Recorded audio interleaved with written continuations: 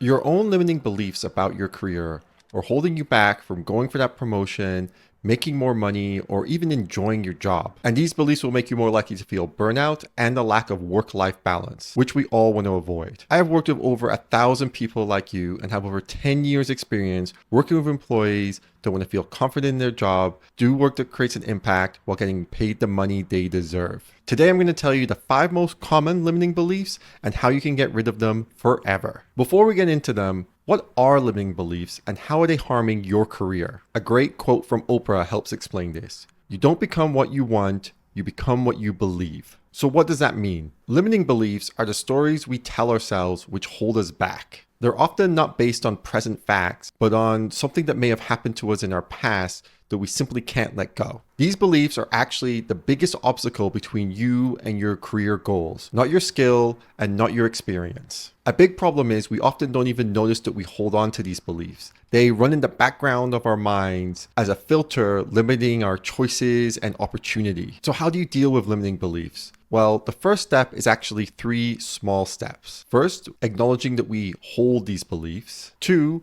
recognizing when they are triggered. And 3, once they arise, questioning these beliefs. Now, let's get into the 5 most common limiting beliefs holding you back in your career. The first limiting belief holding you back is imposter syndrome. This is a deep-rooted belief that you don't belong in your job or your role because you're lacking some undefined quality. It's actually a belief that affects many high achievers. This is the belief that drives the impulse that we always need to do more, even leading to anxiety and burnout. If you suffer from this, you'll always notice yourself focusing on your next future accomplishment instead of enjoying the present moment and who you are. The best way to deal with this belief when we recognize it is to reframe the thought by asking for some evidence. In the moment this feeling is triggered, ask yourself, what evidence is there that I don't deserve the role I'm in? Usually you will find that all the evidence actually points to you being the best person for the job. One thing that helped me was considering what holding this belief implied about the people that I work with. If I didn't believe I was worthy for my role, am I saying that all the people that work with me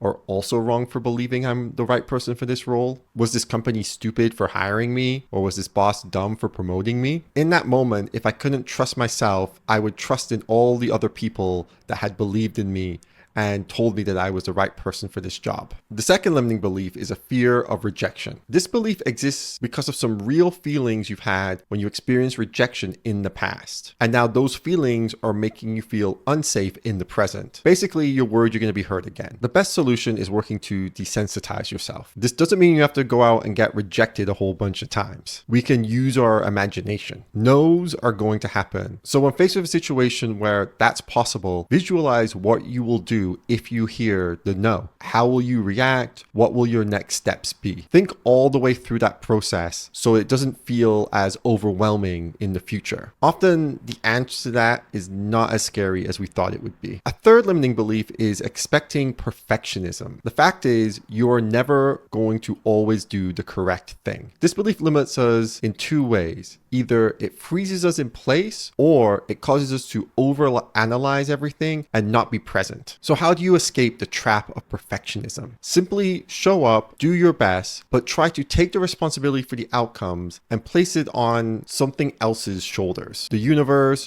God, destiny, whatever works for you. Next is the belief that you need complete certainty to succeed. Understand that our brains are wired to overvalue certainty. This means we will often accept things that are bad for us that we're familiar with versus things that we are unfamiliar with that could be better. Like staying in a bad relationship versus being alone, or staying in a bad job versus looking for a new job. So how do you break free of this need for certainty? It's easy to say, but basically you're going to have to get comfortable being uncomfortable. One straightforward exercise to do this is to think of some sort of class you could take that if you told the people closest to you you were doing, they would be shocked. This could be a dance class, an improv class, a spin class. It doesn't matter. It's whatever will work for you. Basically, you want to do something that you've never done before and put yourself into this uncomfortable situation and then show yourself that it's actually going to be okay. The final limiting belief is believing that you have no time. time. More specifically, no time for exploration. Not allowing yourself to explore actually wastes more of your time. Many people fall into this vicious cycle of feeling stuck or feeling trapped, making some quick changes, and then trying to go and rebuild their lives. They skip the important step of exploration, and oftentimes their rebuild will fail and they'll be back to feeling stuck again. If you're feeling stuck at your job or don't know what to do, that is not a signal to plan the rest of your life. That's a signal to take some time out and explore who you are. Work a random job that interests you, try a new hobby, but don't create the expectation that this is the new you going forward, or else you're going to just repeat the cycle again and find yourself back to being stuck. Many people will do this over and over and over again and never really get anywhere. If you stop having these beliefs about your career, you will live a more fulfilled life, find more opportunity at work, and get to your next pay raise much easier. Now, if you still feel you could use some help getting rid of these beliefs, you can book a free 15-minute call with me in the description and I can help you out.